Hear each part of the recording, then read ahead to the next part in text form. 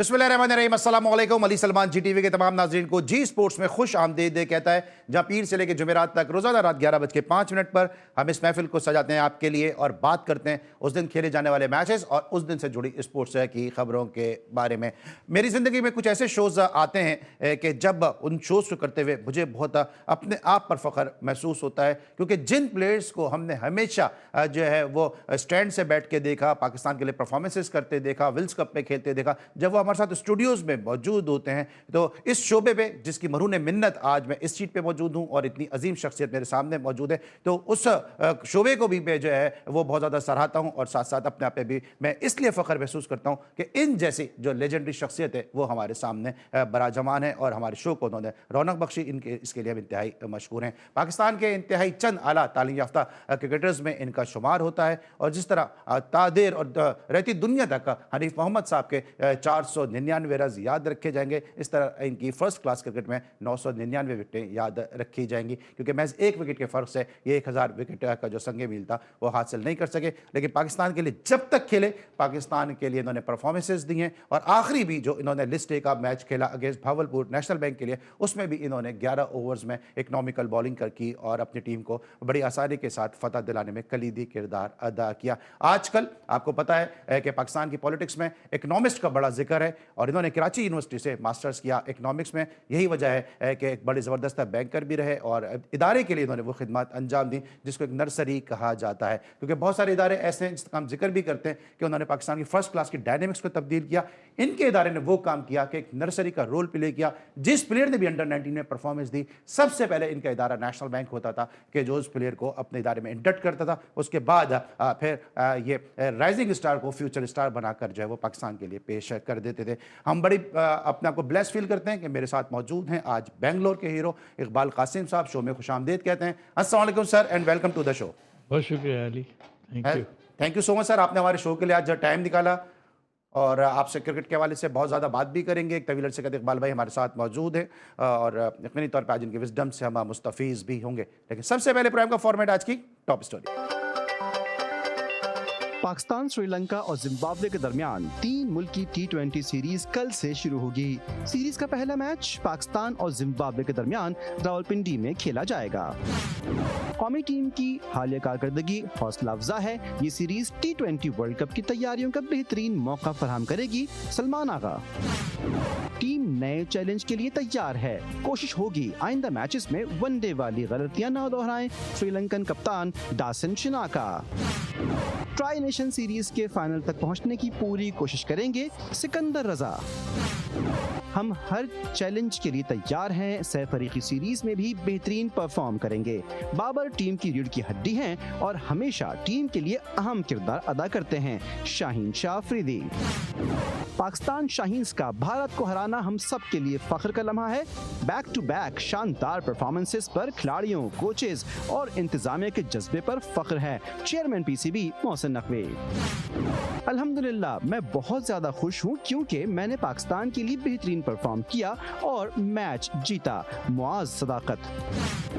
पाकिस्तान और शाम के दरमियान AFC क्वालिफायर्स 2027 का अहम मैच कल खेला जाएगा।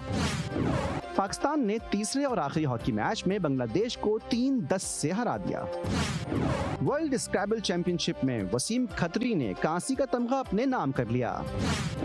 IBSF स्नूकर वर्ल्ड कप में असजद इकबाल ने फतूहात की हैट्रिक मुकम्मल कर ली। जी नाज़रीन, ये थी आज की टॉप स्टोरीज़ और जब मैंने प्रोग्राम की इब्तिदा की उस वक्त मैंने कहा था कि इनके डिपार्टमेंट ने जो है वो नर्सरी का रोल प्ले किया। स्नूकर की आपने हेडलाइन देखी और स्नूकर में भी जो है वो इनके डिपार्टमेंट ने मोहम्मद आसिफ, मोहम्मद सज्जाद और दीगर कई स्नूकर प्लेयर को जो है वो नेशनल बैंक के पे रोल पे शामिल किया। और पाकिस्तान के स्पोर्ट्स के हवाले से जिस तरह मैंने पहले भी कहा, इस हेडलाइन ने भी उसको प्रूव किया कि कितना इंपॉर्टेंट रोल रहा इनकी सरबराही में जब तक नेशनल बैंक ने काम किया। इकबाल भाई, सबसे पहले तो आपको एक तवील अरसे बाद हमारे शो का हिस्सा बने, एक दफ़ा फिर आपकी आमद का बहुत बहुत शुक्रिया। पाकिस्तान की इस वक्त जो क्रिकेट चल रही है, जिस ब्रांड की क्रिकेट आप लोगों ने खेली है और जिस तरह से फिर आप मुख्तलिफ हैसियतों से पाकिस्तान क्रिकेट बोर्ड से वाबस्ता रहें, सबसे पहले ज़रा उस हवाले से बताइएगा कि इस वक्त जो पाकिस्तान की क्रिकेट चल रही है, आपको लगता है कि कोई उम्मीद रखनी चाहिए, कोई बेहतरी की उम्मीद रखनी चाहिए? कंसिस्टेंसी के साथ हम नहीं जीत पा रहे हैं, एक मैच जीतते हैं उसके बाद 3-4 मैच हार जाते हैं, उसके बाद जो परफॉर्मेंस हमारी बड़े मैचेस में, स्पेशली जो आईसीसी के एशियन के जो इवेंट है उसमें ज़्यादा अच्छी नज़र नहीं आ रही। रीज़न क्या समझते हैं? देखिए अली, बात यह है कि एक तो ये जो 3 फॉर्मेट्स हैं, T20, वनडे और टेस्ट मैच, ये फॉर्मेट के लिए आपको 3 अलग-अलग टीमें बनानी पड़ती हैं। तो जो आपके पास टैलेंट है उसको आइडेंटिफाई करना, क्योंकि एकदम जो ये सीनियर लड़कों का जो इनखला हुआ, बहुत ज़्यादा तब्दीली करने की वजह से आपके पास जो गैप आ गया, वो गैप फिल इन करने के लिए आपके पास इतने आउटस्टैंडिंग प्लेयर नहीं थे, जिसकी वजह से आपको क्या, या आप T20 को संभालते थे तो वनडे रह जाता था, वनडे को संभालते थे तो टेस्ट मैच रह जाता। तो ये आहिस्ता-आहिस्ता अब बेहतरी की तरफ जा रही है चीज़ें।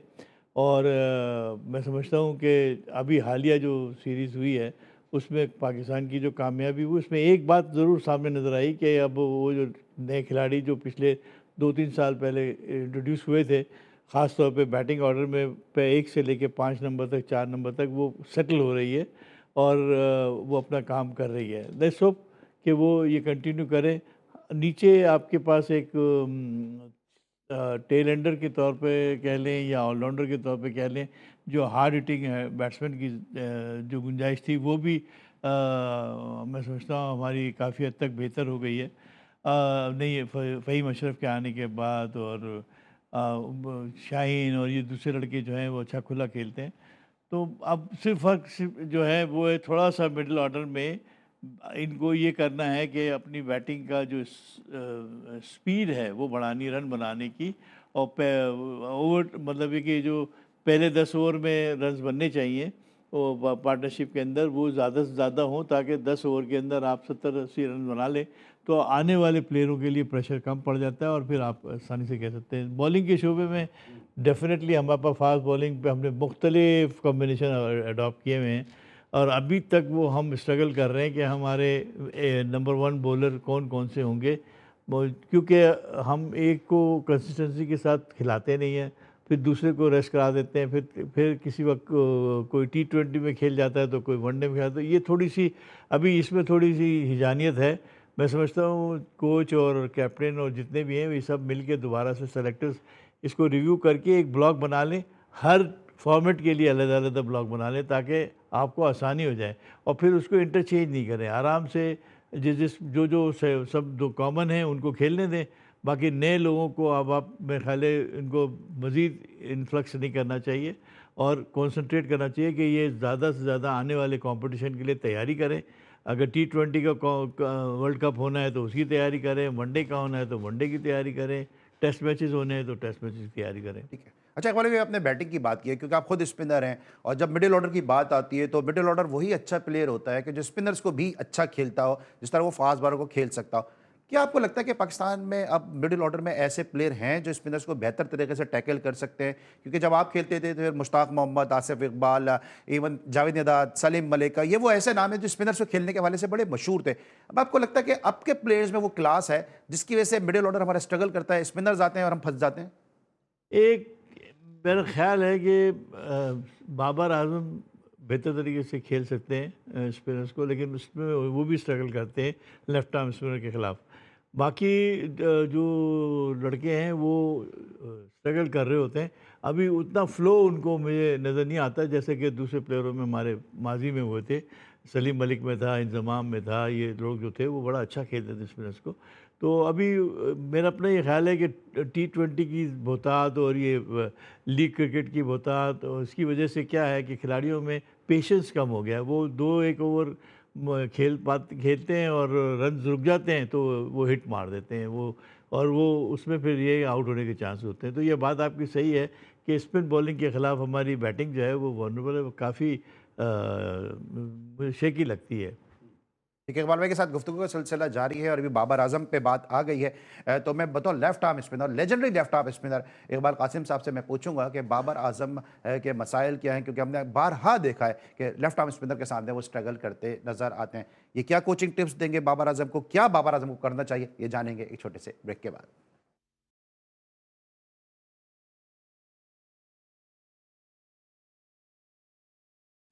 Welcome back after the break. और ब्रेक पे जाने से पहले हम बात करते हैं पाकिस्तान के जो मिडिल ऑर्डर हैं वो स्पिनर्स पे क्यों स्ट्रगल करते हैं, और जब इकबाल कासिम जैसी कदावर शख्सियत मौजूद हैं तो इनसे बेहतर कौन बता सकता है कि पाकिस्तान के जो बैट्समैन हैं वो लेफ्ट आर्म स्पिनर के सामने क्यों स्ट्रगल करते हैं। इकबाल भाई, आपको बतौर बॉलर, लेजेंडरी बॉलर, क्या कमी नज़र आती है पाकिस्तान के बैटर्स में जो स्पिनर्स को, खुसूसन लेफ्ट आर्म स्पिनर्स के सामने हम स्ट्रगल करते हैं? देखिए, ज़्यादा से ज़्यादा प्रैक्टिस करें, अच्छे लेफ्ट आर्म स्पिनर्स को नेट्स को ले जाएं, और वो बैट्समैन जो अ, खेलने में दुश्वारी महसूस करते हैं उनको चाहिए कि वो विकेट पे कम से कम 1 घंटा उनके खिलाफ बैटिंग करें, ताकि आपको समझ आए बॉल को, जब तक के स्पिन बॉलर को क्या एक्शन, आर्म, कौन सा बॉल अंदर आता है, कौन सा कहाँ से खेलना चाहिए, गेंद जहाँ गिरता है वहाँ से आपकी हाथ छूटने से लेकर गेंद गिरने तक आपकी नज़र फोकस उधर ही होना चाहिए। आप गवास्कर को बैटिंग करते हुए देखिए, उसकी वो पलक नहीं झपकती जब तक कि बॉल वो खेल ना ले। तो इसकी ज़्यादा से ज़्यादा प्रैक्टिस की ज़रूरत है, और प्रैक्टिस पे ध्यान दें और फ्रंट फुट का इस्तेमाल ज़्यादा करें, तो आपको आसानी होती है खेलने में। तो इकबाल भाई, फिर आप क्या सजेस्ट करेंगे कि ये जितने मौजूदा प्लेयर हैं, ये सुनील गावस्कर जैसे प्लेयर हैं, एलन बॉर्डर जैसे प्लेयर हैं, जेफ बैकॉट जैसे प्लेयर हैं, इनकी वीडियोस देखें ताकि इनसे सीखें, मियादाद जैसे प्लेयर हैं, अपने भी हमारे जहीर अब्बास साहब जैसे प्लेयर हैं, कि अपने भी प्लेयर्स को, गैरों को भी देखें कि किस तरह से स्पिनर्स के सामने फुटवर्क होता है, किस डिटर्मिनेशन के साथ खेला जाता है। देखिए, आप जब तक के अच्छे क्रिकेटरों को खेलते हुए नहीं देखेंगे, और ख़ास तौर पे आपका कैलिबर, अगर आप दुनिया से मैच करना चाहते हैं, तो आपको ये 2 चीज़ों की, देखिए मोहम्मद यूसुफ कितना बड़ा प्लेयर था, मेरे हिसाब से अच्छी खासी उसकी स्टैंडिंग थी, मगर उसका भी प्रॉब्लम ये था कि लेफ्ट आर्म स्पिनर से वो गेंद करते तो कॉटन बॉल ज़्यादातर हो जाते थे। उसकी वजह है कि वो अगेंस्ट द स्पिन खेलने जाते थे, तो वो आउट हो जाते थे। तो इसी तरह से बाबर का भी यही है कि बड़ा प्लेयर है, अच्छी रेपुटेशन है, और शॉट्स उसके पास हैं। फ़र्क सिर्फ ये है कि विकेट से निकलना कब है, विकेट से आगे निकल के खेलना है। तो कभी-कभी ऐसा होता है कि आपको चांस लेना पड़ता है, बॉल मतलब के वीडियोस ऊपर देखें गावस्कर पहुंचना वगैरह पड़ता की, है। जी, गावस्कर वगैरह की वीडियोस देखें किस तरह खेला जाता है। जी। ठीक है। बिल्कुल उनकी वीडियो देखें, जावेद की वीडियो देखें, ज़हीर अब्बास की वीडियो देखें, अपने लेजेंड जितने भी हैं उनको देखें खेलते हुए, और ख़ास तौर पे स्पिन बॉलिंग के पर वो कैसा खेलते हैं वो ज़रूर नोट करें। अच्छा कॉलेज, उस दिन मेरे साथ महमूद हामिद साहब थे, आपकी बात से मुझे याद आया, उन्होंने बड़ी अच्छी बात की कि आजकल जो बैट्समैन है वो नेट्स में स्पिनर्स खेलते ही नहीं है, वो थ्रो डाउन करते हैं, और थ्रो डाउन जैसे स्पीड से की जाती है, तो वो स्पिनर्स को खेलने की आदत ही खत्म हो गई। वही वाली बात मैं आपसे कह रहा हूँ ना कि हम 8-8, 9-9 बैट्समैन को बैटिंग कराया करते थे, और जब तक के पूरा शोल्डर में दर्द नहीं हो जाए जब तक जान नहीं छूटती थी कि भाई वो हर एक को कभी, और बैट्समैन जो आता था वो 10 से 15 मिनट बैटिंग करता था, उससे अलावा कम नहीं, आधा घंटा भी हो जाता था। ज़हीर अब्बास जैसा प्लेयर आए तो वो तो गेंद बाहर ही नहीं निकलते थे, वो बैटिंग करते रहते। तो आप उनको, उनके साथ आपका मैच, हम तो मैं उनके साथ मैच खेलता था और वो कह देता था कि सर मैंने आउट करना है आपको। तो उसके वो पूरी कंसंट्रेशन के साथ वो खेलते थे, और आपको कभी भी आउट होकर नहीं देते थे कि यार आसानी से विकेट दे दें, ऐसा नहीं होता था। तो हमारे ये बैट्समैन जो है लड़के, इनको ज़्यादा से ज़्यादा ये एयर कंडीशन के अंदर इंडोर नेट पे प्रैक्टिस करने से आप स्पिनर को अच्छा नहीं खेलेंगे। आप जब तक के धूप में नहीं आएंगे, आप वहाँ पे नेट पर खेलिए, स्पिनर्स को बॉलिंग करवाइए, ऑफ स्पिनर्स के खिलाफ खेलिए, लेफ्ट आर्म स्पिनर के खिलाफ खेलिए, राइट आर्म लेग ब्रेक के खिलाफ खेलिए, और इस तरह बॉलर को भी फ़ायदा है कि जब वो आप जैसे बैट्समैनों को गेंद करेंगे तो उनको अपनी गलतियां पता चलेंगी कि वो कहाँ, आप तो स्पेयर नहीं करेंगे अगर वो शॉर्ट बॉल करेंगे तो आप भी, अच्छी प्रैक्टिस हो सकती है आपकी भी, और आपके बॉलर की भी अच्छी प्रैक्टिस हो सकती है। ठीक। अच्छा, अभी बाबर आजम का आपने तस्करा किया, आप समझते हैं कि बाबर आजम का जो अंदाज है खेलने का, उसके बाद उनको T20 टीम में दोबारा लिया गया, कल भी बात की जा रही है कि जो ट्राई नेशन सीरीज में बाबर आजम का जो इंक्लूजन है, गो के उन्होंने रन्स भी किए हैं, बाबर आजम का जो स्टाइल ऑफ प्ले है वो T20 को सूट करता है? देखिए प्लेयर जो है ना, देखिए T20 हो, वनडे हो, टेस्ट मैचेस हो, अगर प्लेयर में स्किल है और प्लेयर गेंद बल्ले से खेलना चाहता है, अच्छे शॉट्स खेल सकता है, तो वो थोड़ा सा उसको डेवलप करना होता है। T20 का स्टाइल थोड़ा सा एग्रेसिव है, आप उसको अडॉप्ट करने की कोशिश करें। वनडे में उससे कम आप स्टे भी कर सकते हैं और एग्रेसिव भी हो सकते हैं। टेस्ट मैच में आपको बिल्कुल मोहतात होकर खेलना पड़ता है। तो ये थोड़ी सी चेंजेस हैं, और जो अच्छा प्लेयर होता है, बाबर अच्छा प्लेयर है, मैं मुझे कोई आर नहीं है कहने में, मगर उसको ये चीज़ अब आहिस्ता आहिस्ता बेहतर हो रहा है, तो अपना एक स्ट्राइक रेट जो है वो बढ़ाए, ताकि उसको आसानी हो और लोग जो है क्रिटिसिज्म करना बंद करें। और वैसे भी एक देखिए, इतने दिनों बाद एक अच्छा प्लेयर मिला है, हमको उसको सपोर्ट करनी चाहिए। रिजवान ने भी बहुत अच्छा परफॉर्म करना शुरू कर दिया है। अब ये लड़के सेट हो रहे हैं, वी ऑल सपोर्ट देम, कि भाई किसी तरीके से आप अपनी ये कंटिन्यू करो और अच्छे से अच्छा खेलो, ताकि पाकिस्तान को फ़ायदा हो। ये लड़के लेकिन सर, आप समझते हैं कि अभी मैं राशिद लतीफ़ साहब का इंटरव्यू कर रहा था, उन्होंने कहा कि Babar Azam is the best ever produced batsman ever in Pakistan. आपको लगता है कि पाकिस्तान का best of the best batsman है बाबर आजम, या आप समझते हैं? एवर को तो नहीं कहूँगा, मैं ये कहूँगा कि हाँ, ये बेस्ट प्लेयर है इस वक्त के दौर में। इस वक्त के जो मौजूदा वक्त है उसमें ये बहुत अच्छा प्लेयर है, और इसकी कंसिस्टेंसी देखिए, पिछले अभी भी हाईएस्ट रन सर, पाकिस्तान की बात कर रहे हैं पूरी ओवरऑल दुनिया की? ओवरऑल दुनिया में भी पाकिस्तान के लिए वो बहुत अच्छा प्लेयर है। दुनिया में भी कंपेयर करेंगे तो आप उनको विराट कोहली और इनके साथ रख सकते हैं, अब प्रोवाइडेड कि कंसिस्टेंसी वो जारी रखें। अगर वो बीच में से गैप आना शुरू हो जाएगा तो फिर आप वापस ब्लो हो जाएंगे, इनसे नीचे चले जाएंगे। तो ज़रूरी है बाबर को चाहिए कि अपने नाम के लिए फुल कंसंट्रेट करके खेले। जैसे इस दफ़ा मैच में मैंने देखा, इसने बहुत मेहनत की है, मगर आप इसको कंटिन्यू करें और आने वाले दिनों में ये लोगों को अपने बल्ले से जवाब दें कि रन्स करें और लोगों को चुप कराएं। लेकिन सर ठीक है, ये तो चलें, सही है कि बेस्ट बैट्समैन है, लेकिन आपको ये भी लगता है कि कहीं ना कहीं कि लकीस्ट प्लेयर हैं पाकिस्तान की हिस्ट्री के, कि इनको इतने मौके दिए गए कि अभी उन्होंने तकरीबन कोई 28 मैचेस के बाद उन्होंने सेंचुरी बनाई है, 28 मैचेस तक उनको मौका दिया गया, क्योंकि इतनी कंसिस्टेंसी के साथ मौके तो बहुत ही कम अपने प्लेयर को देखें कि मिले। खुद आपके डिपार्टमेंट के साजिद अली कितना बड़े नाम थे, उनको इतने मौके नहीं मिल सके, क्योंकि लोग मुझे ये कहते हैं, जिनके मैं इंटरव्यूज़ किए हैं, कि अगर साजिद अली को प्रॉपर खेलने का मौका मिल जाता तो शायद लोग क्रिस गेल को भूल जाते। देखिए, आपको मैं बताऊं कि हर दौर के अंदर क्रिकेट के कंपटीशन होते हैं। जब साजिद अली खेल रहा था तो उसके साथ उसके कॉम्पिटिटर्स जो थे वो भी साथ थे, उनको भी देखना पड़ा। सईद अनवर हुए, ये दूसरे लड़के हुए, रमीज थे, वो शोएब हाँ मोहम्मद जी थे। हाँ, तो वो फिर उसको उस तनाजुर में देखना पड़ता है। इस वक्त बाबर के साथ जो जो दूसरे खिलाड़ी हैं वो उससे कई दर्जा नीचे हैं, उनको आप उनसे कंपेयर नहीं कर सकते। तो एक अच्छा प्लेयर आपके पास मौजूद है, वो 30-40 तो मरे गिरे भी कर रहा है, तो अब उसको कम से कम हमें आदत पड़ी हुई है इसकी शुरू की 100 50 रन देखने की, कि रन ज़्यादा करता था, सेंचुरी बनाता था। तो अब वो उसमें थोड़ा गैप आ गया है, तो होपफुली हम इस वक्त इसको सपोर्ट की ज़रूरत है, ना कि इसको हम बाहर बिठा के अननेसेसरी बाहर बिठा के आपने उसको ख़राब करने की कोशिश करनी है। तो आप ना करें। ये प्लेयर अच्छा है और ये पाकिस्तान के लिए बेहतरीन प्लेयर है। रिजवान हुआ, ये प्लेयर अभी बड़ी मुश्किल से बने, तो आप उनको क्यों ज़ाया करते हैं? ठीक है सर, सलमान आगा को कैसा रेट करते हैं? उनकी कैप्टनसी पे भी बात हो रही है, कहा जा रहा है वो T20 के प्लेयर नहीं है, आपने उनको बड़े करीब से देखा भी होगा। किस सलमान तरह आगा देखते की हैं? बात जी करें, जी। सलमान आगा जो है वो आपका अच्छा प्लेयर बन सकता है और बन रहा है। बीच में इनको T20 का कप्तान बना के बिलावजे में उसके ऊपर प्रेशर डलवा दिया, और उसकी जो बैटिंग थी वो उसकी तवज्जो ज़्यादा कप्तानी पे चली गई, बैटिंग पे छोड़ दी, वो बॉलिंग भी छोड़ दी उसने। तो मेरा ख्याल है कि इसको ज़्यादा कॉन्सेंट्रेट करना चाहिए। देखिए, अब आहिस्ता आहिस्ता उसने वनडे में बेहतरीन परफॉर्मेंस देनी शुरू हुई। जैसे ही कप्तानी से वो नहीं कर रहा है वो, तो उसका प्रेशर ऑफ हुआ तो और T20 बैटिंग कप्तानी से हटा देना चाहिए, रखना नहीं, चाहिए? मेरे अपने ख्याल से T20 में अब देखिए, ज़रूरी नहीं कि अच्छा रन्स करे तो वो कप्तानी करता रहे भाई। वो हमें आगा जो है बैटिंग करते हुए चाहिए, बॉलिंग करते हुए चाहिए, हम भी परफॉर्म करते हुए चाहिए हमको। और हमारे को उसकी कप्तानी से कोई लेना देना नहीं है यार। कप्तानी तो ये कोई माँ के पेट से थोड़ी सीख के आए हुए हैं, ये सब के सब आपने ट्रायल एंड एरर पे बनाए हुए हैं। कभी आप शाहीन को बना देते हैं, कभी किसी को बना देते हैं, तो अभी तक तो ये डिसाइड हो ही नहीं पा रहा। तो अगर आप आगा को चाहते हैं कि आगा पाकिस्तान के लिए 5वें नंबर पे बेहतरीन इंतखाब बन जाए, तो उसको कप्तानी का प्रेशर से ऑफ करें, उसको पूरा फुल यूटिलाइज़ करें बैटिंग और बॉलिंग में। ठीक है, बिल्कुल बैटिंग और बॉलिंग यूटिलाइज करें।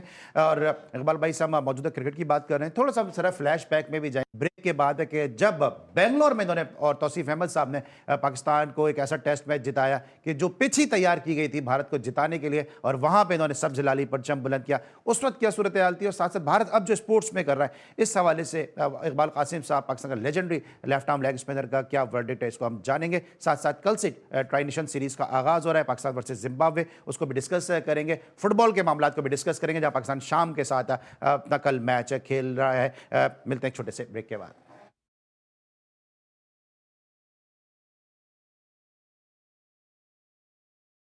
Welcome back after the break. और ब्रेक पर जाने से पहले हम बात कर रहे थे कुछ पाकिस्तान के क्रिकेटर्स की कमजोरियों के हवाले से। देखिए, थोड़ा सा जो फ्यूचर स्टार हैं उनके बारे में भी बात करेंगे। पहले सर इकबाल भाई की विजडम का फायदा उठाते हैं, ये जो नए लेफ्ट आर्म स्पिनर आ रहे हैं, थोड़ा इन पे बात करते हैं। ये सुफियान मुकीम हुए या फैसल अकरम हुए या मेहरान मुमताज हैं, ये किस तरह देख रहे हैं पाकिस्तान का लेफ्ट आर्म स्पिन का फ्यूचर?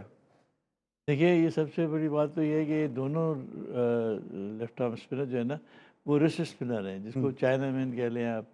तो ये रेयर क्वालिटी के बॉलर होते हैं, और अब वी आर लकी कि हमारे पास ये दो बॉलर आए। मैंने अकरम को भी देखा है, सुफियान को भी देखा है, और दोनों विकेट टेकिंग बॉलर है। और इनको, हाँ, ये ज़रूर है कि ये भी रॉ है, इनके ऊपर ज़्यादा मेहनत की ज़रूरत है। इनको अगर हम तैयार कर दें खूब प्रैक्टिस करा के, और ख़ास तौर पे इनकी लाइन अच्छी हो जाए, ये शॉर्ट बॉलिंग करना कम कर दें, कम बैट बॉल करना कम कर दें, वाइड करना कम कर दें, तो ख़ास तौर पे मुकीम की बात कर रहा हूँ। अकरम तो फिर भी कम, उसने बहुत इम्प्रेस किया मुझे।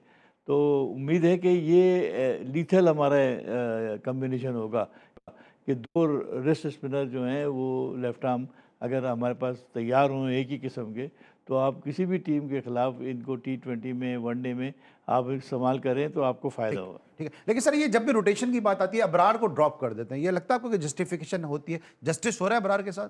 नहीं, मेरा ख्याल है ज़बरदस्ती आप किसी को डिस्टर्ब करते हैं ना। आप एक प्लेयर को आपने, अगर वो साबित उसने किया कि वो अच्छा कर रहा है और आपको आउट करके दे रहा है, आपकी रिक्वायरमेंट पूरी करके दे रहा है, अच्छी बॉलिंग कर रहा है, फील्डिंग उसकी अच्छी है, तो अब उसको कंटिन्यू करना चाहिए। ये मैं चॉपिंग के ख़िलाफ़ हूँ कि भाई ज़बरदस्ती किसी को अकोमोडेट करने के लिए या ट्राई करने के लिए आप चेंज करें, ये गलत है। कॉम्बिनेशन बार बार तोड़ना, बार बार बनाना, ये कोई अच्छा काम नहीं है। अच्छा, अभी आप मिस्ट्री की बात करते हैं, मिस्ट्री स्पिनर की। उस्मान तारिक एक ऐसा नाम है, तौसीफ अहमद साहब आपके साथी बेंगलोर के हीरो काफ़ी उनको प्रेस करते हैं वो, और काफ़ी आवाज़ उठाते हैं उनके लिए। तौसीफ भाई, उस्मान तारिक को किस तरह से रेट करेंगे? क्या उनको आप समझते हैं T20 का मुस्तकिल पार्ट होना चाहिए?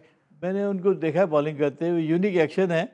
तो और एक्शन के अलावा जो लाइन उनकी है वो अच्छी है, स्पिन भी है हाथ में। तो मेरा ख्याल है जब तक वो आउट करके दे रहे हैं और आपकी परफॉर्मेंस कर रहे हैं, आप उनको खिलाएं, क्यों नहीं खिलाएं? अगर उनका हक बनता है तो ज़रूर खिलाएं। अच्छा इकबाल भाई, बेंगलोर में आपने टेस्ट मैच जीता, आपने और तौसीफ भाई ने पाकिस्तान के लिए। अब हम देख रहे हैं कि जो इंडिया की डोमिनेंस है, पॉलिटिक्स है, वो मुसलसल स्पोर्ट्स में बढ़ती जा रही है। अभी आप देख लें कि जो एशियन टूर्नामेंट का, एशिया कप का मामला हुआ कि जहाँ पे ट्रॉफी नहीं ली गई मोहसिन नकवी साहब से, आपने इंडिया में जाके पाकिस्तान का सब हिलाली परचम बुलंद किया। ये बताइएगा, उस वक्त क्या आपको भी इसी किस्म की हेटिंग जो है वो एनवायरनमेंट का सामना करना पड़ता? आपको भी इस तरह के मामला फेस करने पड़े थे? मेरा ख्याल है पहले ऐसा नहीं था। पहले इंडियन बोर्ड में कुछ सियासी दाखिलत नहीं थी, मगर अब क्योंकि अमित शाह साहब के साहबजादे हैं जो प्रेसिडेंट हैं ICC के इस वक्त, वो पहले BCCI में भी थे, तो वो पॉलिसी उनकी चली आ रही है, वो इंटरफेरेंस उनका बढ़ रहा है सियासत में। तो जिसकी वजह से आपको हर चीज़ जो है वो हुकूमती फ़ैसले जो हैं वो उस पर नज़र आ रहे हैं। तो मैं समझता हूँ कि ये अच्छी चीज़ नहीं है। स्पोर्ट्स को सियासत से पाक होना चाहिए। यस, ICC के अंदर भी उसका इन्फ्लुएंस नज़र आता है। देखिए भाई, गावस्कर अगर आपके साथी प्लेयर हैं, क्योंकि मैं आपको सुनता हूँ और तौसीफ भाई को भी सुनता हूँ और आपके एरा के प्लेयर को सुनता हूँ, वो मोहब्बत का, अमन का पैगाम देते हैं, लेकिन वहाँ से गावस्कर साहब अजीब व गरीब बयान देते हैं, कभी कभी हमारे जावेद भाई भी दे देते हैं, लेकिन गावस्कर जैसा लेजेंडरी प्लेयर अगर इस किस्म के स्टेटमेंट दें। ये सब मेरे ख्याल है कि ये जज्बात को पहले ले आते हैं, और क्योंकि इतना ज़्यादा इसमें सियासत आ गई है कि अब वो जो कप्तान है वो भी साबित करने की कोशिश करते हैं कि मैं लॉयल हूँ, और जो जो ट्रॉफ़ी लेने के लिए लोग नहीं आते, और मना कर देते हैं, तो वो किसके कहने पे मना करते हैं? ज़ाहिर सी बात है कि हुकूमती इन्फ्लुएंस तो है ना। तो ये क्रिकेट तो हमारा ये बड़ा अमन का, बड़ा मोहब्बत का पैगाम ये होता है। जो कुछ भी किया एशिया कप की फाइनल की इख्तितामी तकरीब में मोहसिन नकवी साहब ने, इस स्टांस को आप किस तरह देखते हैं कि अगर इंडिया ने ट्रॉफी उनके हाथ से नहीं ली, बहुत गलत किया, मोहसिन नकवी साहब ने जो किया उसको किस तरह देखते हैं कि अगर मुझसे देखिए, नहीं लेंगे तो मिलेगी नहीं? मैं ये कह रहा हूँ कि मोहसिन नकवी साहब ने तो मजबूरन ये काम उठाया ना। देखिए क्या आईसीसी के प्रेसिडेंट के साथ अगर ऐसा हो तो वो क्या करते, मुझे बताइए? वो टीमों को या तो बैन कर देते या फाइन लगा देते या करते। तो यहाँ तो कोई सुनाई देने वाला था नहीं, तो एक्शन वही होना चाहिए था कि उन्होंने लेने से इनकार कर दिया, आपने देने से इनकार कर दिया, बात खत्म हो गई। लेकिन स्टांस किस तरह देख रहे हैं कि उन्होंने कहा, वो भी डट गए अपनी जगह कि नहीं लेंगे तो मैं भी जाने नहीं दूंगा ट्रॉफी? अगर अगर अगर वो गलत होते तो अभी तक तो तूफान मच चुका होता। सही सही। अभी जो राइजिंग एशिया कप हो रहा है, इसमें भी अगर इंडिया फाइनल में पहुंचता है और जीत जाता है, क्योंकि क्रिकेट जीत सकते हैं, और जीत जाता है, तो अभी भी आपको लगता है मसला उठेगा और फिर मोहसिन नकवी साहब पहुंचेंगे वहां पे? मेरा ख्याल है ऐसा नहीं होगा। हो गया वो जज्बात में जो भी कुछ हुआ, वो उसको भी, वो मुझे यकीन है कि इंडियन भी रिग्रेट करते होंगे कि ये हम दुनिया को क्या पैगाम दे रहे हैं। ये कोई अच्छा पैगाम तो नहीं है। फील्ड के अंदर आप स्पोर्ट्स में आप जब मैच खेल लिए, आपने जब आपस में मैच खेल लिया, अब विनिंग ट्रॉफी और विनिंग ना लेने से क्या आप झंडा गाड़ देंगे? कोई फतवा थोड़ी हो रही, जंग थोड़ी हो रही, जो आपने न लिया तो कोई फतेह हो गई। ऐसा नहीं है, अच्छी चीज़ नहीं है।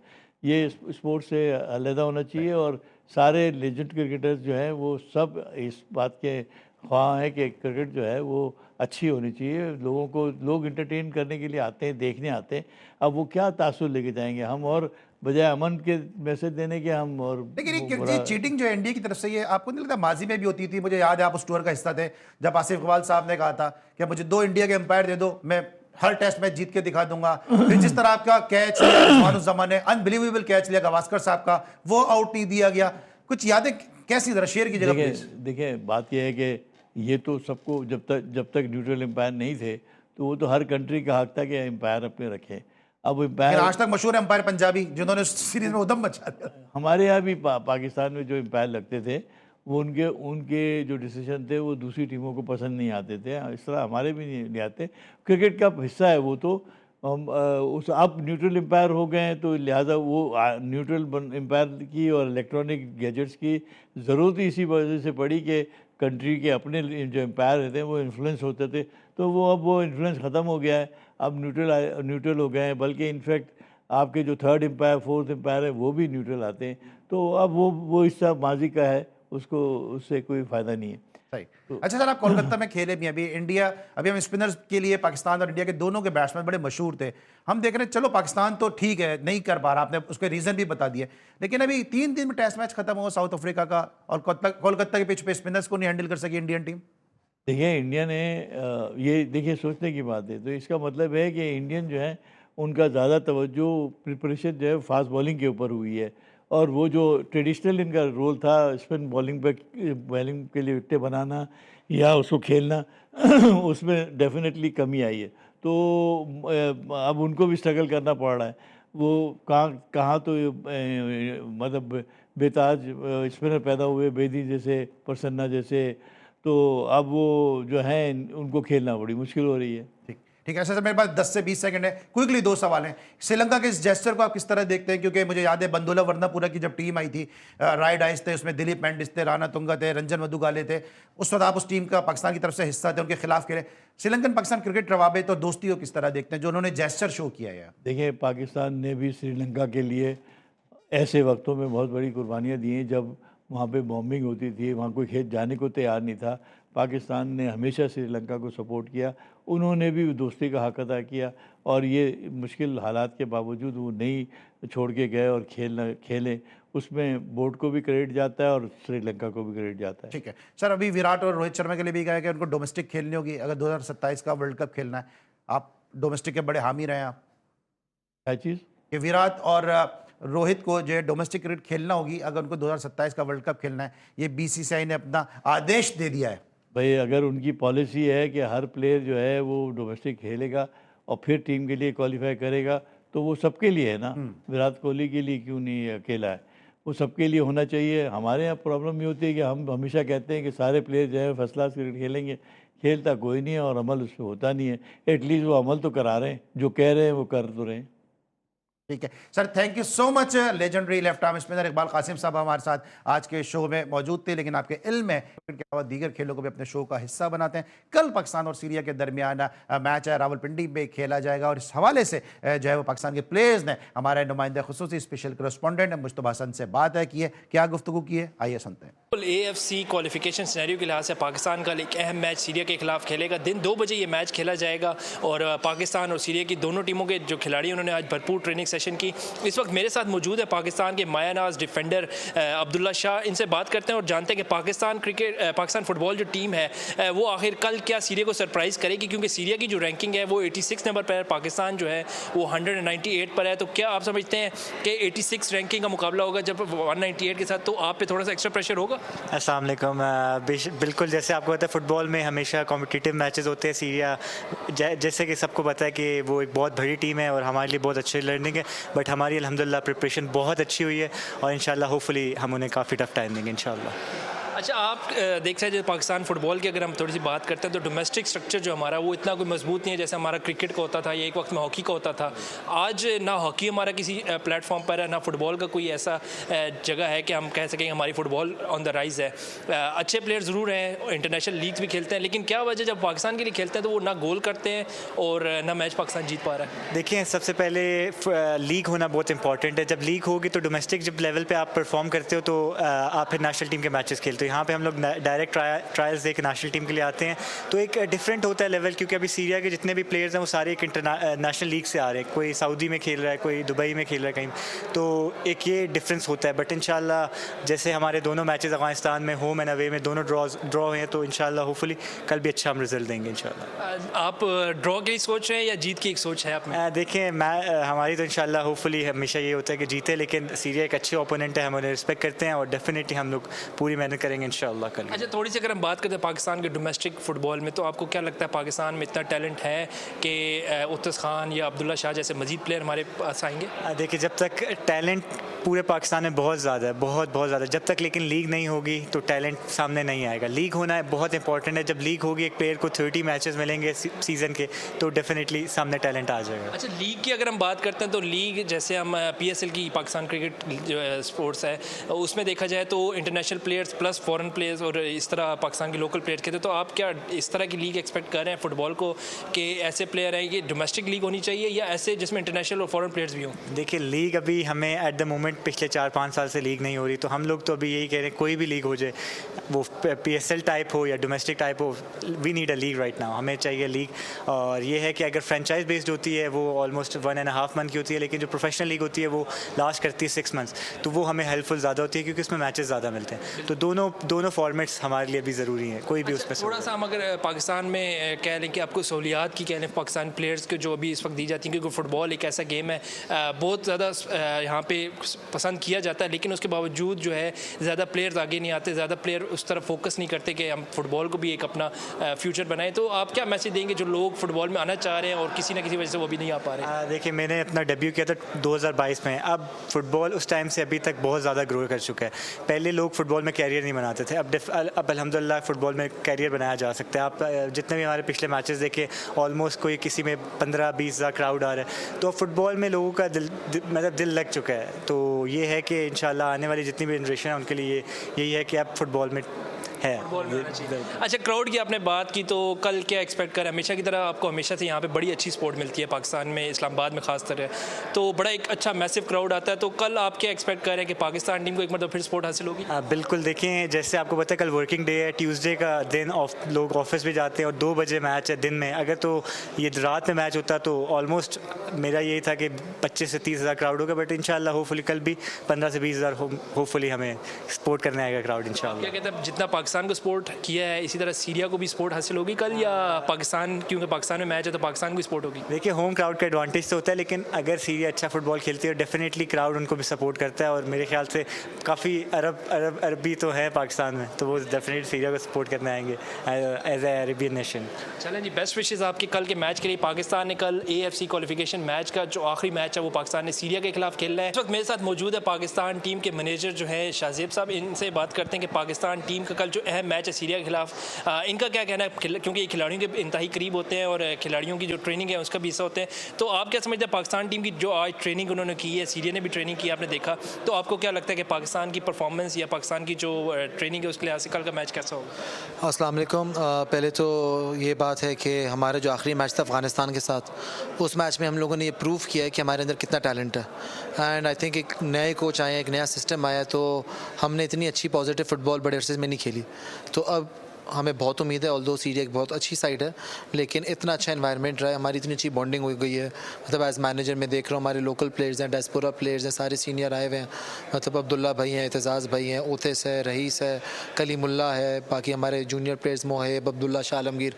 तो बहुत ही एक अच्छा मिक्स है, हम बहुत पॉजिटिव हैं। हमारे प्रेसिडेंट साहब भी आ जाए तो उन्होंने भी देख के बोला कि यार इस बार एक अलग फील आ रही है, तो हम बहुत पॉजिटिव हैं, हमारी तैयारियाँ बहुत अच्छी हैं, हमारा कोच आउटस्टैंडिंग है एंड आई थिंक हम लोग पाकिस्तान को बिल्कुल प्राउड करेंगे। देखिए बिल्कुल आपने बात की टीम की जीत की, लेकिन 86 नंबर रैंक सीरिया और पाकिस्तान 198, तो अपसेट कल एक्सपेक्ट करें हम? बिल्कुल सर, देखें रैंकिंग और ये जो रिकॉर्ड होती है तो बनते ही टूटने के लिए, तो हिस्ट्री बनाने का मज़ा अलग है एंड हम लोग बहुत ज़्यादा मोटिवेटेड। आप देखेंगे कल हम लोग डर के फुटबॉल नहीं खेलेंगे, हम बड़ा खुल के फुटबॉल खेलेंगे। अच्छा बिल्कुल, हमने देखा पाकिस्तान टीम जो पीछे कभी मैचेस जो खेलते थे वो शॉर्ट पासिस बड़ा फुकदार नजर था, ज़्यादा लॉन्ग पासिस पे इन्हिसार करती थी। तो क्या पाकिस्तान ने ऐसी कोई ट्रेनिंग की है इस दफ़ा कि शॉर्ट पासिस को भी, क्योंकि बेसिक जो फुटबॉल है वो आपने देखो कि जो भी यूरोपियन टीम है, जो अच्छी टीम है, वो शॉर्ट पासिस के थ्रू गेंद को आगे लेके। देखिए अगर आप ये देखेंगे ना तो पहले वाले कोच की फिलॉसफी लॉन्ग बॉल पे थी, वो डिफेंसिव था। हमने पिछले मैच में अटैकिंग फुटबॉल खेल लिया। अगर हम वो जो पेनल्टी वाला प्ले देखेंगे जो हमें पेनल्टी मिली थी पिछले मैच में, उसमें हमने 18 पास किए थे।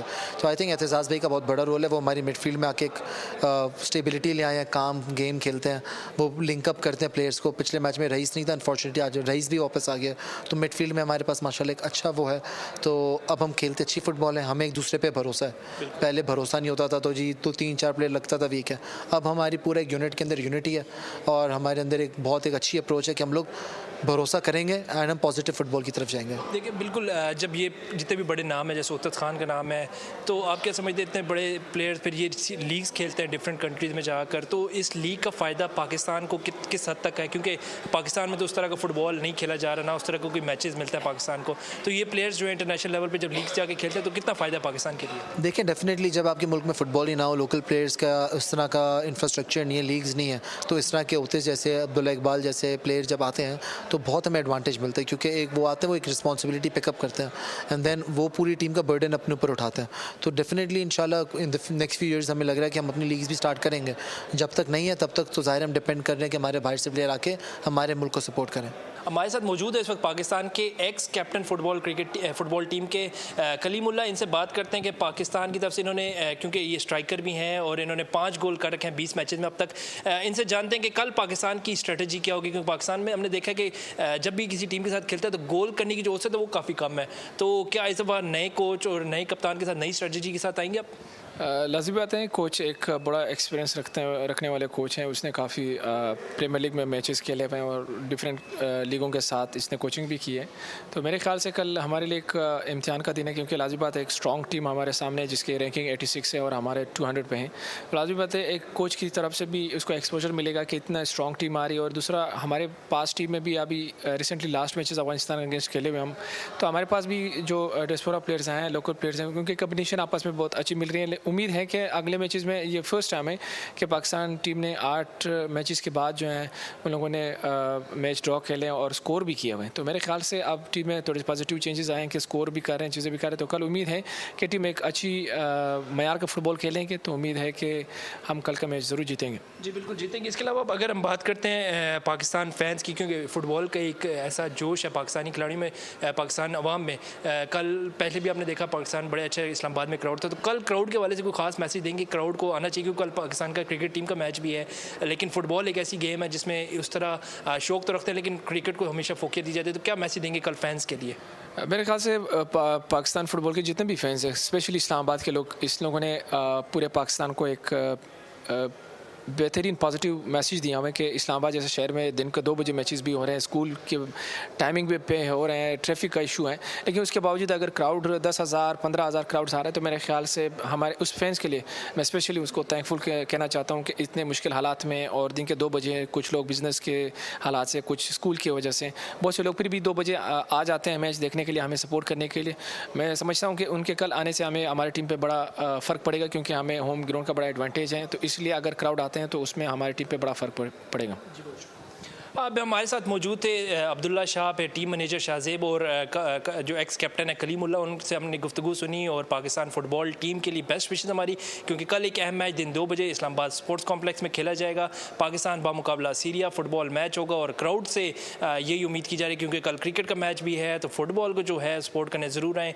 Thank you so much Mushtaba, हमें अपडेट कर रहे थे इस हवाले से। आज हमारे साथ इकबाल कासिम साहब शो का हिस्सा थे। हम एक दफ़ा फिर इनके इंतहाई मशकूर हैं कि आज के शो को इन्होंने अपनी मौजूदगी से रौनक बख्शी। इंशाल्लाह आइंदा भी इनकी मोहब्बत शफ़क़त हमारे साथ शामिल रहेगी। आज के लिए बस इतना ही। अली सलमान को कल तक के लिए इजाज़त दीजिए। अपना बहुत ख्याल रखिए। अल्लाह हाफ़िज़।